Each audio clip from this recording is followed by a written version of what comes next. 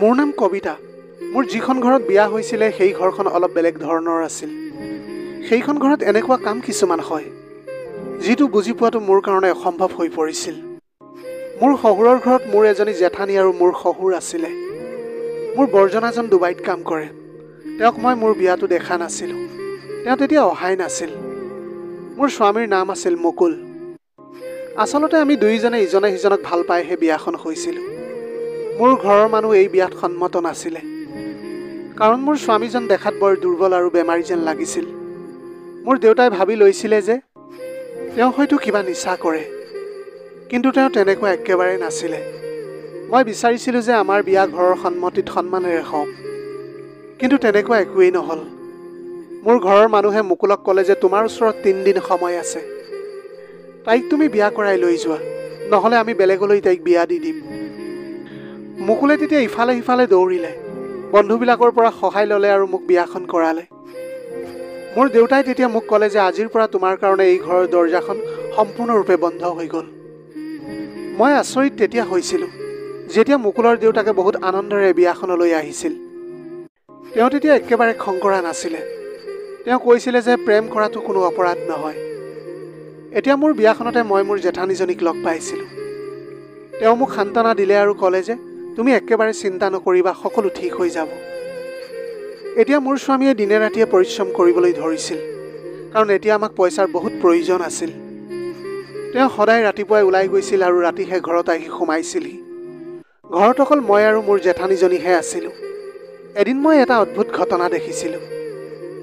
ৰাতি হোৱাৰ লগে লগে মোৰ জেঠানীয়ে সকলো কাম শেষ কৰি মোৰ শহুৰৰ কোঠালৈ বুলি গৈছিল। মই লক্ষ্য কৰিছিলোঁ তেওঁৰ হাতত এটা মিঠাতেলৰ বটল আছিল। মই এই দৃশ্যটো দেখি বৰ আচৰিত হৈ পৰিছিলোঁ। এনেকৈ তেওঁ ভিতৰলৈ বুলি গ'ল আৰু তাৰপিছত তেওঁ ভিতৰৰ পৰা দৰজাখন বন্ধ কৰি ল'লে। মই আচৰিত হৈ পৰিছিলোঁ, এইটো সময়ত তেওঁ তাত কি কাম কৰি থাকিবলৈ পাৰে। আৰু মই ভাবিবলৈ ধৰিলোঁ যে তেওঁ মিঠাতেলৰ বটলটো লৈ ভিতৰলৈ কিয় গৈছে। অলপ সময় মই তাতে থিয় হৈ থাকিলোঁ। হয়তো তেওঁ তেল দিবলৈ ভিতৰলৈ গৈছে চাগে, আৰু তেনেকৈ দৰজাখন চাগে ভুলতে বন্ধ হৈ গৈছে। তেওঁ চাগে এতিয়াই বাহিৰলৈ ওলাই আহিব। কিন্তু তেওঁ বাহিৰলৈ ওলাই অহা নাছিল। 15 পৰা 20 মিনিট হৈ গ'ল, তেওঁ তেতিয়াও বাহিৰলৈ ওলাই অহা নাছিল। অলপ সময়ৰ পিছত মোৰ স্বামী আহি পাইছিলহি। মই এতিয়া তেওঁৰ কাৰণে ৰাতিৰ আহাৰ গৰম কৰিলোঁ। তাৰপিছত আমি একেলগে বহি ৰাতিৰ আহাৰ খালোঁ। অলপ সময়ৰ পিছতে তেওঁ মোক চাহ একাপ বনাবলৈ ক'লে। মই চাহ বনাবলৈ বুলি পাকঘৰলৈ গ'লোঁ। তেতিয়াও মই দেখিছিলোঁ যে জেঠানীজনী নিজৰ কোঠাতেই নাছিল, আৰু ইফালে শহুৰৰ কোঠাৰ লাইটটো অফ হৈ আছিল। তাৰমানে তেওঁলোকে শুই গৈছিল। তাৰপিছত মই চাহ বনাই লৈ আহিছিলোঁ। আকৌ যেতিয়া বাচন ধুবলৈ পাকঘৰলৈ আহিলোঁ, তেতিয়াও দেখিছিলোঁ যে তেওঁলোক একেটা কোঠাতে আছিলে। মই এতিয়া একো কৰিবও পৰা নাছিলোঁ। মই নিজৰ কোঠালৈ আহিলোঁ। ৰাতিপুৱা মই আৰু জেঠানী, যাৰ নাম অনিতা আছিল, তাইক মই সুধিবলৈ বিচাৰিছিলোঁ যে তাই শহুৰৰ কোঠাত কিয় গৈছিল, কিন্তু মোৰ সুধিবলৈ সাহস হোৱা নাছিল। তেনেকৈ তাৰ পিছদিনাও সেই একে কাৰ্যই হ'বলৈ ধৰিছিল। তাই আকৌ ৰাতি শোৱাৰ লগে লগে সকলো কাম শেষ কৰিলে, আৰু তাই যেতিয়া ভাবিলে যে সকলো শুই গ'ল, তেতিয়া তাই তেলৰ বটল এটা লৈ শহুৰৰ ৰুমলৈ বুলি সোমাই গৈছিল। মই আজি বহুত দেৰিকৈ শুইছিলোঁ, কাৰণ মুকুল বহুত দেৰিকৈ ঘৰত সোমাইছিলহি। তেওঁলোকে ভিতৰৰ পৰা দৰজাখন বন্ধ কৰি লোৱা কথাটোৱে মোক বহুত আমনিৰ সৃষ্টি কৰিছিল। মই লাহে লাহে তেওঁলোকৰ কোঠাটোৰ ফালে আগবাঢ়িবলৈ ধৰিছিলোঁ। মোৰ কাণখন এতিয়া লগাতকৈ বেছি সক্ৰিয় হৈ আছিলে। তাৰপিছত মই এনেকুৱা কিছুমান শব্দ শুনিবলৈ পালোঁ, যিটো শুনি মই একেবাৰে নিথৰ হৈ পৰিছিলোঁ। এতিয়া মই নিজৰ কাণখনকে বিশ্বাস কৰিবলৈ পৰা নাছিলোঁ। মই এইবিলাক এতিয়া কি শুনি আছোঁ। প্ৰথমতে মই ভাবিছিলোঁ যে এয়া মোৰ ভ্ৰম হৈছে, কিন্তু মই আকৌ সেই একেবিলাক শব্দই শুনিবলৈ পালোঁ। এতিয়া মই নিশ্চিত আছিলোঁ যে কোঠাটোৰ ভিতৰত যি হৈ আছে, তাত কিবা এটা বেয়া কাম নিশ্চয় হৈ আছে। মই দৰজাত টুকুৰিয়ালোঁ। লাইটটো তেতিয়া জ্বলাই দিয়া হ'ল, কিন্তু তাৰ পিছতে মই ভয় খাই গ'লোঁ। এনেকুৱা লাগিলে যেন কোনোবা বাহিৰলৈ আহি আছে। মই তৎক্ষণাত নিজৰ কোঠালৈ বুলি দৌৰি গুচি আহিলোঁ। ভাবিলোঁ যে মুকুলৰ লগত এই বিষয়ে কথা পাতিম, কিন্তু মুকুলে শুবলৈ বিচাৰিছিলে। মোৰ একো কথাই তেওঁ এতিয়া শুনিবলৈ নিবিচাৰিছিল। পিছদিনা এই বিষয়ে মই অনিতাকে কথাটো সুধিম বুলি ভাবিছিলোঁ। ৰাতিপুৱা তেওঁ মোৰ সন্মুখত বহি পাচলি কাটি আছিল, আৰু মই বাচন ধুই আছিলোঁ। মই তেতিয়া ক'লোঁ যে ৰাতি আপুনি শহুৰ দেউতাৰ কোঠাত গৈ কি কৰি আছিল। তেওঁ তেতিয়া থতমত খাই উঠিল। তেওঁ মোৰ পৰা এনেকুৱা প্ৰশ্ন কেতিয়াও পাম বুলি আশা কৰা নাছিল।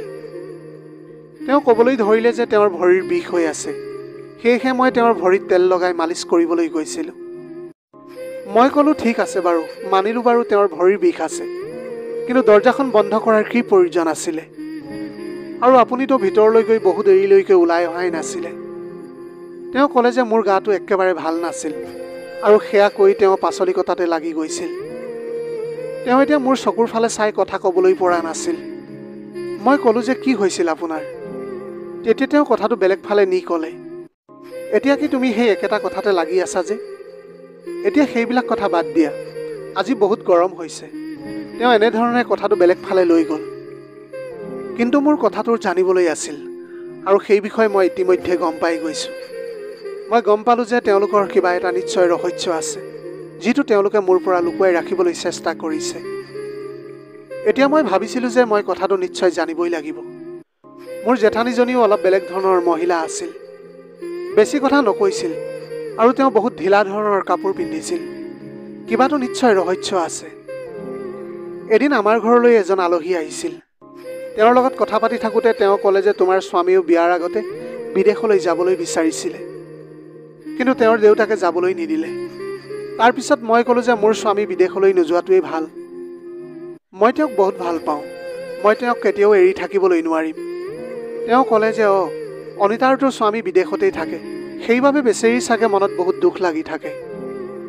মই তেতিয়া ক'লোঁ যে নাই, তেওঁৰ দুখটো মই একেবাৰে দেখা নাই আজিলৈকে। তেওঁ একদম সাধাৰণভাৱে সাজি কাচি ধুনীয়া হৈ থাকে। এনেওতো তেওঁ দেখিবলৈ বহুত ধুনীয়া, আৰু যদি তেওঁৰ মনটোৱে সাজি কাচি থাকিবলৈ কয়, তেন্তে সেইটোৱেই কৰা ভাল কথা হ'ব।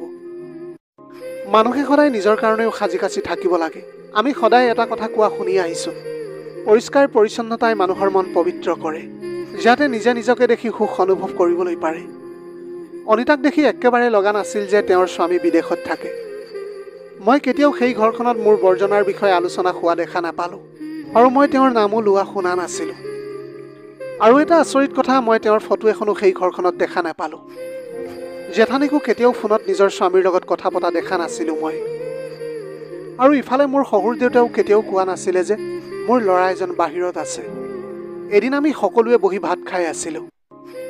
তেতিয়া মোৰ শহুৰ দেউতাই কথাই কথাই ক'লে যে এজনেই মোৰ ল'ৰা, আৰু এই সকলো ধন সম্পত্তি এওঁৰেই হ'ব। তেওঁৰ এতিয়া এনেধৰণৰ কথা বতৰাবিলাকত মই একেবাৰে আচৰিত হৈ পৰিছিলোঁ। মোৰ স্বামী মুখৰ ৰং সলনি হৈ গৈছিল তেতিয়া। অনিতাইও ইফালে সিফালে তেতিয়া চাবলৈ ধৰিছিল।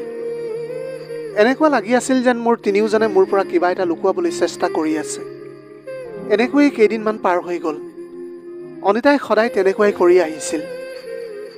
মই তেতিয়া তেওঁক আকৌ প্ৰশ্ন কৰিবলৈ ধৰিছিলোঁ। তেতিয়া তেওঁ ক'বলৈ ধৰিলে যে দেউতাৰ ভৰিৰ বিষ, যেতিয়ালৈকে ভৰিৰ বিষ মালিচ নকৰোঁ তেতিয়ালৈকে তেওঁৰ টোপনি নাহে। কিন্তু মই এইটোৱে ভাবি আছিলোঁ যে যেতিয়া তেওঁ শুই যায় তেতিয়া এওঁ কিয় উভতি নাহে? তেওঁ কোঠাৰ ভিতৰতে কিয় সোমাই আছিল? কি তেওঁ গোটেই ৰাতিটো ভৰি মালিচ কৰি থাকে নেকি? এনেকুৱা বহুত প্ৰশ্নই মোৰ মগজুত খেলিমেলিৰ সৃষ্টি কৰিবলৈ ধৰিছিল। এনেকুৱা কথা কিছুমান মোৰ মনলৈ আহিবলৈ ধৰিছিল যে যিবিলাক কথা মই ভাবিবও বিচৰা নাছিলোঁ। সেইদিনাই এনেকুৱা এটা ঘটনা ঘটিল, যিটো দেখি মই একেবাৰে আচৰিত হৈ পৰিছিলোঁ। সেইদিনা মই জেঠানীৰ কোঠাত তৎক্ষণাত সোমাই গ'লোঁ। তেওঁ মোক দেখাৰ লগে লগে বেয়াকৈ চক খাই উঠিল। তেওঁতকৈ মই বেছি চক খাই গ'লোঁ। মই তেতিয়া ক'লোঁ যে আপুনি মাক হ'বলৈ ওলাইছে, আৰু আপুনি মোক এতিয়ালৈকে কথাটো কোৱাই নাই। তেওঁ তেতিয়া প্ৰথমতে মোৰ কথাটোত একেবাৰে থতমত খাই উঠিল, আৰু তাৰপিছত নিজকে নিয়ন্ত্ৰণ কৰি ক'লে যে আমাৰ বংশৰ নিয়ম এটা আছে, এইবিলাক কোৱা সকলোকে নহয়। যেতিয়ালৈকে 7 মাহ নহয় তেতিয়ালৈকে কাকোৱে এই কথাটো জনোৱা নহয়। কোৱা হয় যে নহ'লে বেয়া নজৰ লাগে, সেইকাৰণে তোমাক মই কথাটো জনোৱা নাছিলোঁ। মই তেতিয়া বৰ আচৰিত হৈ ৰৈছিলোঁ। জেঠানীৰ পেটটো দেখি এতিয়া লাগিছিল যে প্ৰায় 6 মাহ 7 মাহ হৈ গৈছে, আৰু মই গমেই পোৱা নাছিলোঁ, কাৰণ মোৰ জেঠানীয়ে বহুত ঢিলা কাপোৰ পিন্ধি ৰাখিছিল। কিন্তু এতিয়া তেওঁক দেখি লাগিছিল যে তেওঁৰ 7 মাহ চলি আছে। ইয়াৰ মানে মোৰ বৰ্জনা 7 মাহ আগতে ঘৰলৈ আহিছিলে। কিন্তু তথাপিও এইখন ঘৰত তেওঁৰ নামটো কিয় নলয়? কি তেওঁৰ লগত তেওঁলোকৰ কিবা শত্ৰুতা আছে নেকি? নে তেওঁলোকে তেওঁক ভালেই নাপায়? এইখন ঘৰত থকা এতিয়া মোৰ 2 মাহ হৈ গৈছিল। না বৰ্জনাই জেঠানীৰ কাৰণে কিবা পইচা পঠিয়াইছিল, না কিবা বস্তু পঠিয়াইছিলে। তাৰপিছত মই ভাবিবলৈ ধৰিছিলোঁ, ইফালে মোৰ জেঠানীৰ এই অৱস্থা, তাৰোপৰি মোৰ শহুৰে নিজৰ ভৰি মালিচ কৰিবলৈ তেওঁক সদায় মাতে। তেওঁ এই কথাটো জানিব লাগে যে এনেকুৱা সময়ত গৰ্ভৱতী মহিলাক আৰামৰ দৰকাৰ হয়। এদিন আমি সকলোৱে ভাত খাই আছিলোঁ। তেতিয়া মই মোৰ জেঠানীক ক'লোঁ যে মই আপোনাৰ কাৰণে আজি টেঙা বনাইছোঁ। এনেকুৱা সময়ততো আপোনাৰ টেঙা খাবলৈ বহুত মন যায় চাগে ন? কথাটো শুনাৰ পাছত জেঠানীৰ ডিঙিত ভাত লাগিবলৈ ধৰিছিল আৰু তেওঁ কাঢ়িবলৈ ধৰিলে, আৰু শহুৰেও তেওঁৰ ফালে বৰ খঙেৰে চালে। তাৰপিছত জেঠানীয়ে সকলোৰে সন্মুখত ক'বলৈ ধৰিলে, কবিতা, তুমি এয়া কি কৈ আছা? এনেকুৱা সময় মানে তুমি কি ক'বলৈ গৈ আছা? মই ক'লোঁ, আপুনি গৰ্ভৱতী নহয় জানো? সেইবাবেহে মই কথাটো ক'লোঁ। তোমাৰ কি হৈছে? কোনে ক'লে তোমাক মই গৰ্ভৱতী বুলি? কথাটো শুনাৰ লগে লগে মোৰ ভৰিৰ তলৰ মাটি খহি যোৱা যেন অনুভৱ হ'ল, যে কেনেকৈ মোৰ জেঠানীয়ে দেখা দেখি মোক মিছা কথা কৈ আছে। মোৰ শহুৰ দেউতাৰ মুখৰ ৰং সলনি হৈ গৈছিল, আৰু তেওঁ ক'বলৈ ধৰিলে যে কবিতা, তোমাৰ কিবা ভুল ধাৰণা হৈছে। আমাৰ ঘৰত তেনেকুৱা কোনো ভাল খবৰ অহা নাই। আমি আশা কৰি আছোঁ আকৌ ভাল খবৰটো তোমাৰ পৰাহে পাম বুলি। মই আচৰিত হৈ সকলোৰে মুখৰ ফালে চাই আছিলোঁ। মোৰ সম্পূৰ্ণ দৃঢ় বিশ্বাস আছিলে যে অনিতা গৰ্ভৱতী, কাৰণ মই নিজ চকুৰে দেখিছিলোঁ। অনিতাৰ বয়স বেছি নাছিলে, 28 বছৰৰ পৰা 30 বছৰমানৰ ভিতৰত হ'ব। দেখাত তাই ধুনীয়াই আছিলে। মোৰ শহুৰে অনিতাক ক'লে যে তুমি মাৰ ঘৰলৈ যাবলৈ বিচাৰিছা ন? এতিয়া তুমি ৰেডি হৈ লোৱা, তোমাক মই ঘৰত থৈ আহিমগৈ। মোৰ বৰ্জনা ঘৰত নাথাকে কাৰণে অনিতা ক'ৰবালৈ যাবলগীয়া হ'লে মোৰ শহুৰে লৈ যায়। মোৰ শহুৰৰ কথা শুনি মোৰ এনেকুৱা লাগিছিল যেন মোৰ জেঠানী একেবাৰে ভয় খাই গৈছে। তেওঁ এতিয়া মোৰ ফালেও বৰ ভয়ৰ দৃষ্টিৰে চাবলৈ ধৰিলে। মই বুজি পাইছিলোঁ যে নিশ্চয় কিবা এটা খেলিমেলি আছে। এতিয়া মই মনে মনে প্ৰতিজ্ঞা কৰি লৈছিলোঁ যে মই ৰহস্যৰ বিষয়ে জানিহে এৰিম যে এইবিলাক আচলতে কি হৈ আছে। এতিয়া মোৰ শহুৰে অনিতাক লৈ গুচি গ'ল। মুকুলেও নিজৰ কামলৈ বুলি ওলাই গুচি গ'ল। এতিয়া মই ঘৰত অকলে আছিলোঁ। সেইকাৰণে অকলে অকলে বৰ আমনি লাগিছিল মোৰ। আমাৰ ঘৰটো এনেকুৱা ঠাইত আছিল য'ত মানুহ বহুত কম আছিল। সন্ধিয়া যেতিয়া অনিতা ঘৰলৈ আহিলে, তেতিয়া তেওঁক দেখি মই বৰ আচৰিত হৈ ৰ'লোঁ। তেওঁৰ চকু দুটা দেখি মোৰ এনেকুৱা লাগিছিল যেন তাই বহুত কান্দিছিল। তাইৰ গালত এটা আঘাতৰ দাগো আছিলে। মই সুধিলোঁ যেতিয়া তাই ক'লে যে মই ৰিক্সাৰ পৰা পৰি গৈছিলোঁ, সেইকাৰণে ইয়াতে অলপ দুখ পালোঁ। তাই মোৰ পৰা মুখখন লুকুৱাই ৰাখিছিল। ময়ো এতিয়া বেছি প্ৰশ্ন নকৰিলোঁ। মই ক'লোঁ, আপুনি নিজৰ কোঠাত গৈ আৰাম কৰক, বাকী সকলো মই কৰিম। মই অনিতাক এগিলাচ গাখীৰ দিলোঁ আৰু তেওঁক নিজৰ কোঠালৈ পঠিয়াই দিলোঁ। আজি মই মনতে দৃঢ় প্ৰতিজ্ঞ হৈ লৈছিলোঁ যে আজি সত্য কথাটো জানিহে এৰিম। অনিতা যেতিয়া নিজৰ কোঠালৈ গ'ল আৰু অলপ পিছত যেতিয়া মই নিশ্চিত হৈ গ'লোঁ যে অনিতা শুই গৈছে, তেতিয়া মই বাহিৰৰ পৰা দৰজাখন বন্ধ কৰি দিলোঁ। আজি অনিতাৰ ঠাইত মই তেলৰ বটল লৈ শহুৰৰ কোঠালৈ যাম। ইয়াৰ বাহিৰে মোৰ হাতত সত্য কথাটো জানিবলৈ আৰু বেলেগ কোনো ৰাস্তাই নাছিল। মনতে আকৌ ভয়ো লাগিছিল কিবা এটা ওলোটাহে হ'ব নেকি বুলি। মই মোৰ জেঠানীৰ কাপোৰ পিন্ধিলোঁ। হাতত তেলৰ সৰু বটলটো লৈ শহুৰৰ কোঠালৈ বুলি গ'লোঁ। বুকুখন এতিয়া মোৰ ধপধপাই আছিলে। কোঠাটোত সামান্য পোহৰৰ এটা নাইট বাল্ব জ্বলি আছিল। কোঠাটোত সোমাই মই দৰজাখন বন্ধ কৰাৰ নাটক কৰিলোঁ, কাৰণ অনিতাই ভিতৰত সোমাই দৰজাখন বন্ধ কৰি লৈছিল। কিন্তু দৰজাখন মই অলপ খুলি ৰাখিছিলোঁ। মই এতিয়া লাহে লাহে শহুৰৰ বিচনাখনৰ ওচৰ পালোঁগৈ। বিচনাখনৰ ওচৰ পোৱাৰ লগে লগে শহুৰে মোৰ হাতখন থাপ মাৰি ধৰিলে। ইমান জোৰেৰে ধৰিছিল যে মোৰ মুখৰ পৰা কেশনি ওলাই আহিছিল। কিন্তু মই নিজকে নিয়ন্ত্ৰণ কৰি ৰাখিলোঁ। যদি শহুৰে সকলো কথা গম পাই যায়, তেন্তে সত্য কথাটো কেতিয়াও পোহৰলৈ নাহিব। শহুৰে তেতিয়া ক'লে যে খবৰদাৰ তুমি মুখেৰে একো নামাতিবা। যদি এই ঘৰটোত থাকিবলৈ বিচাৰা তেন্তে নিজৰ মুখখন বন্ধ কৰি ৰাখিবা। কোনেও এতিয়া গম পাব নালাগিব যে তুমি মোৰ পত্নী। যদি কোনোবাই গম পায় যে তুমি মোৰ পত্নী আৰু তোমাৰ পেটত থকা সন্তানটো মোৰেই হয়, তেন্তে দুপৰীয়া তোমাৰ যি অৱস্থা কৰিছিলোঁ তাতকৈ বেয়া অৱস্থা কৰিম মই। এনেকৈ কৈ মোৰ শহুৰে মোক জোৰকৈ বিচনাত বাগৰাই দিছিল। এতিয়া মই একো বুজিব পৰা নাছিলোঁ যে এতিয়া মই কি কৰিম। এতিয়া এইবিলাক কথা শুনি মই একেবাৰে নিথৰ হৈ পৰিছিলোঁ। মোৰ শহুৰে বৰ শান্তিৰে পানীৰ গিলাচ মুখত দি পানী খাবলৈ ধৰিছিল, আৰু মোৰ ওচৰত এইটোৱে সুযোগ আছিল যে ইয়াৰ পৰা মই পলোৱাৰ বাবে। মই তৎক্ষণাত দৌৰি কোঠাটোৰ পৰা ওলাই আহিছিলোঁ।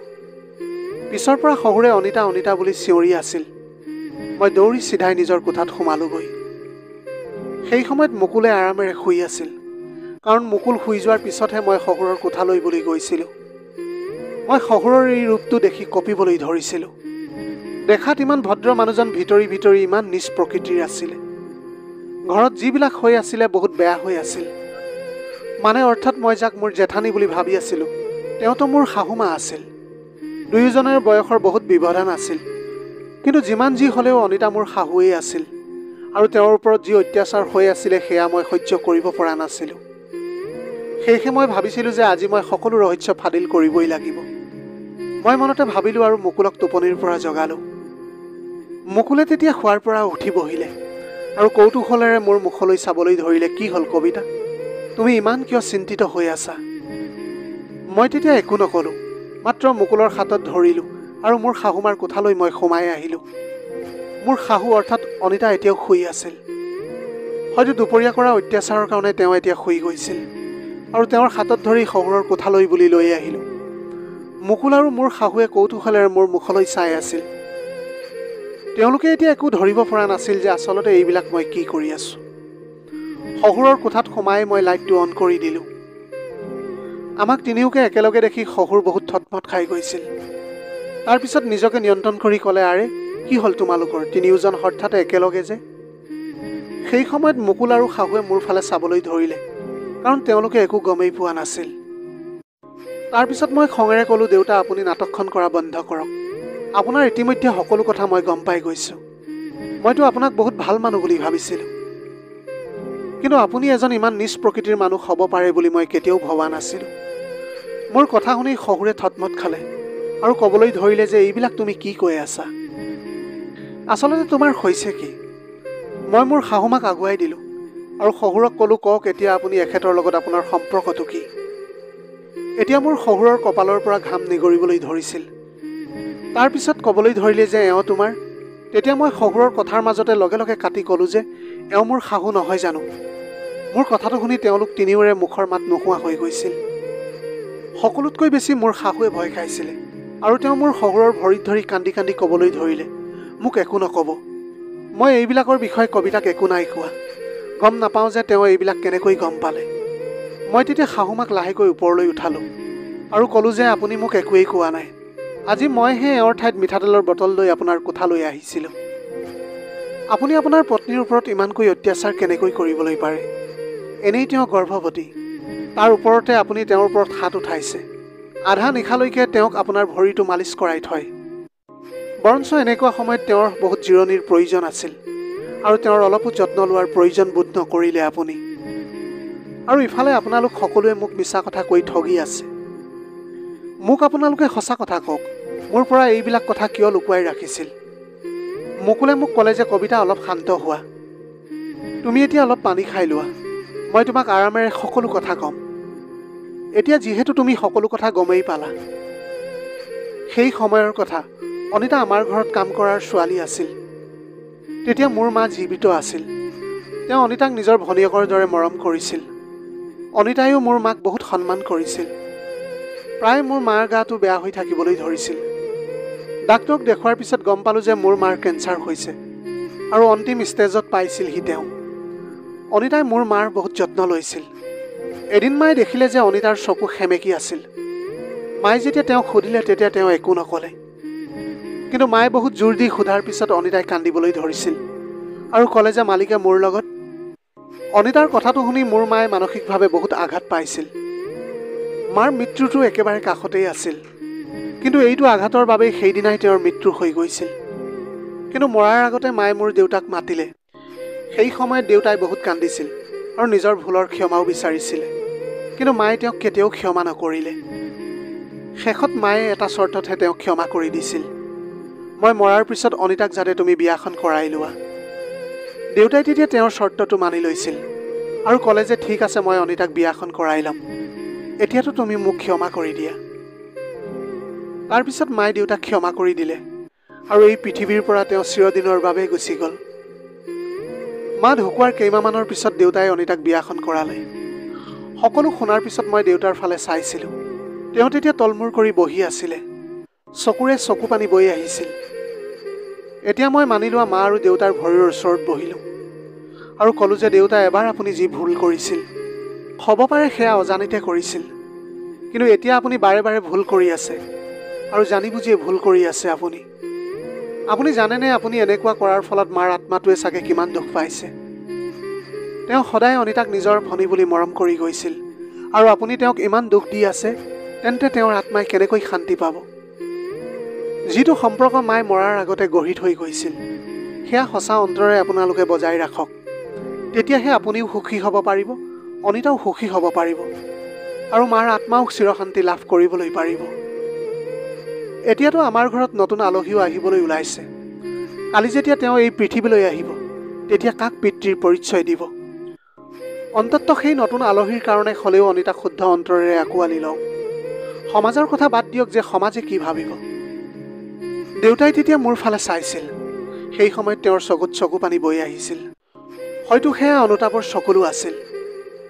তাৰপিছত তেওঁ ক'লে যে আজি তুমি মোৰ চকু খুলি দিলা। মইতো এইটো ভয়েৰে জীয়াই আছিলোঁ যে যদি মানুহে গম পায় যে মই এগৰাকী চাকৰণীক বিয়া কৰাইছোঁ, তেতিয়া মোৰ সন্মানৰ কি হ'ব। কিন্তু আজি মই সকলো কথা বুজি পাই উঠিছোঁ। এতিয়া মই মোৰ পত্নীক দিয়া কথাবিলাক পালন কৰিবলৈ ধৰিছিলোঁ। আজি তোমাক বহুত বহুত ধন্যবাদ মাজনী, তুমি মোক সঠিক পথ এটা দেখুৱালা। তাৰপিছত তেওঁ অনিতাৰ হাতত ধৰিলে আৰু তেওঁক বিচনাখনত বহুৱালে আৰু ভৰিত ধৰি ক্ষমা খুজিবলৈ ধৰিলে যে অনিতা, তুমি মোক মাফ কৰি দিয়া। মই তোমাৰ ওচৰত অপৰাধী হয়। মই আজিলৈকে তোমাক বহুত কষ্ট দি আহিছিলোঁ, কিন্তু তুমি আজিলৈকে নিজৰ মুখেৰে এটাও শব্দ ওলোৱা নাছিলা। সেইবাবে তুমি বহুত মহান মহিলা। অনুগ্ৰহ কৰি মোক ক্ষমা কৰি দিয়া। অনিতাই তৎক্ষণাত উঠি থিয় হৈ গ'ল আৰু মোৰ শহুৰৰ হাতত ধৰি কান্দি কান্দি ক'লে যে প্লিজ এনেকৈ নক'ব। আপুনিতো মোৰ স্বামী পৰমেশ্বৰ হয়। আপুনি ক্ষমা বিচৰাৰ কি প্ৰয়োজন? আপুনি মোক সঁচা অন্তৰেৰে আঁকোৱালি লৈছে, সেয়াই মোৰ কাৰণে যথেষ্ট। এতিয়া মই লক্ষ্য কৰিছিলোঁ যে দুয়োৰে চকুত সুখৰ চকুলো বৈ আহিছিল। এইবিলাক দেখি এতিয়া মই বহুত সুখী হৈ পৰিছিলোঁ, যাতে মই তেওঁলোকৰ সাংসাৰিক জীৱনটো বচাবলৈ পাৰিছিলোঁ। সেই সময়ত মুকুলে বহুত মৰমেৰে মোৰলৈ চাই আছিল যে মই সকলো সমাধান কৰি দিলোঁ বুলি। এতিয়া ঘৰত কোনোৱে অশান্তি নাছিল। কেইদিনমানৰ পিছতে অনিতা এজনী মৰম লগা কন্যা সন্তানৰ জন্ম দিলে। গোটেই ঘৰখনতে এতিয়া আনন্দৰ জোৱাৰ উঠিছিল। এইটো খবৰ পাই মোৰ শহুৰ দেউতা চবতকৈ বেছি সুখী হৈ পৰিছিল। সেই কণমানি সন্তানটি কোচত লৈ এনেকুৱা কৰি আছিলে যেন তেওঁৰ কেইমাহমান আগতেই বিয়া হৈছে আৰু সেয়া হৈছে তেওঁৰ প্ৰথম সন্তান। মোৰ শাহুৱে মোক সাৱটি ধৰিলে আৰু বহুত আশীৰ্বাদ দিলে আৰু মোক বহুত বহুত মৰম কৰিছিল। লগতে ক'বলৈ ধৰিলে যে আজি তোমাৰ কাৰণে মোৰ সন্তানে দেউতাকৰ মৰম আৰু মই স্বামীৰ মৰম পাইছোঁ। আজি আমাৰ ঘৰৰ সকলোৱে আনন্দিত। অনিতা আৰু শহুৰ দেউতাৰো ক'বই নালাগে। তেওঁলোকে জীৱনৰ যেন এটা নতুন আৰম্ভণি পাই গ'ল। প্ৰিয় দৰ্শক, এয়াই আছিল আজিৰ কাহিনীৰ ভাগ। আজিৰ ভিডিঅ'টি কেনেকুৱা লাগিলে জনাব। যদি ভাল লাগিল তেনেহ'লে লগৰ বন্ধু বান্ধৱীসকলৰ মাজত শ্বেয়াৰ কৰিবলৈ নাপাহৰিব। আপোনালোকৰ গোটেই জীৱনটো হাঁহিৰে উপচি পৰক।